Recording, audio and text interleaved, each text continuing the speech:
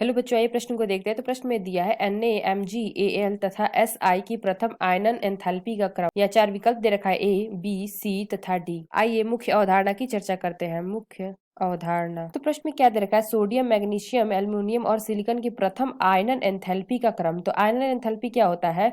तो आयनन एंथैल्पी को हम आयनन विभव या आयनन ऊर्जा भी कहते हैं, यानी कि आयनन विभव या आयनन ऊर्जा भी कहते हैं। तो किसी गैसीय उदासीन परमाणु के बाह्यतम कोश में इलेक्ट्रॉन को बाहर निकालने के लिए दी गई आवश्यक ऊर्जा को आयनन एंथैल्पी कहा जाता है। और इसे हम किससे प्रदर्शित करते हैं? इसको हम डेल्टा IH से व्यक्त करते हैं। तो प्रश्न में क्या पूछा गया है कि NaMgAl तथा सिलिकॉन की प्रथम आयनन एंथैल्पी का क्रम बताना है। तो जो हमारा आयनन विभव होता है, यानी कि आयनन एंथैल्पी, वो हमारा क्या होता है? लेफ्ट से राइट जाने पर क्या होता है? बढ़ता है। और टॉप से बॉटम जाने के, यानी कि ऊपर से नीचे जाने पे क्या होता है? घटता है। यानी कि आवर्त में बाएं से दाएं ओर जाने पर बढ़ता है और वर्ग में ऊपर से नीचे जाने पर घटता है। तो प्रश्न में क्या दे रखा है? NaMgAl और सिलिकॉन, इसका हम इलेक्ट्रॉनिक विन्यास लिखे। तो Na मैग्नीशियम, एल्युमिनियम, सिलिकॉन। तो यहाँ पे हमारा सोडियम का कितना होता है? 11, मैग्नीशियम का 12 और एल्युमिनियम का 13 और सिलिकॉन का 14। इसका इलेक्ट्रॉनिक विन्यास देखें तो हमारा Na का कितना होगा? ये हमारा हो जाएगा नियॉन 3s1।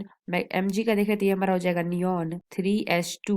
और Al का एल्युमिनियम का देखें तो ये हमारा हो जाएगा नियॉन 3s2 3p1। और Si का देखें तो ये हमारा हो जाएगा नियॉन 3s2 3p2। तो हमने क्या देखा था? आयनन एंथैल्पी में क्या होता है? सामान्यतः क्या होता है कि एक ही आवर्त में क्या होता है कि बाएं से दाएं जाने पे क्या होती है? जो हमारी आयनन एंथैल्पी है वो क्या होती है? बढ़ती है। और टॉप से बॉटम जाने पे क्या होगी? घटेगी। तो इन तत्वों में ध्यान देने वाली बात है कि जो हमारे मैग्नीशियम है और एल्युमिनियम है, तो इन दोनों में क्या होता है कि इन दोनों में एक अपवाद पाया जाता है। अपवाद। तो मैग्नीशियम क्या होता है कि 3s2, तो ये हमारे पूर्णतः कोश है। अगर हम बात करते हैं एल्युमिनियम में, तो इसमें क्या है? 3s2 3p1। तो जो हमारा मैग्नीशियम का इलेक्ट्रॉनिक विन्यास है वो हमारा क्या होता है? अधिक अस्थायी होता है। तो ये जो मैग्नीशियम है हमारा क्या है? पूर्ण पूरित है, इसलिए हमारा क्या है? इसका ये अधिक अस्थायी होता है। अगर हम बात करते हैं एल्युमिनियम में, तो यहाँ पे बहतम में कितना है? 3p1 है, यानी कि एक इलेक्ट्रॉन उपस्थित है। तो जो हमारी मैग्नीशियम की आयनन एंथैल्पी होती है वह हमारी एल्युमिनियम की तुलना में अधिक होती है। तो ये हमारा अपवाद पाया जाता है।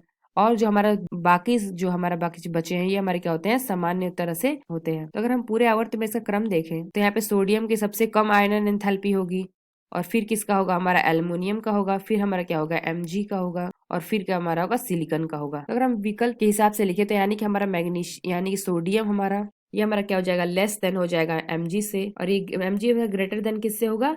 एल्युमिनियम से, और ये हमारा लेस देन होगा सिलिकॉन से।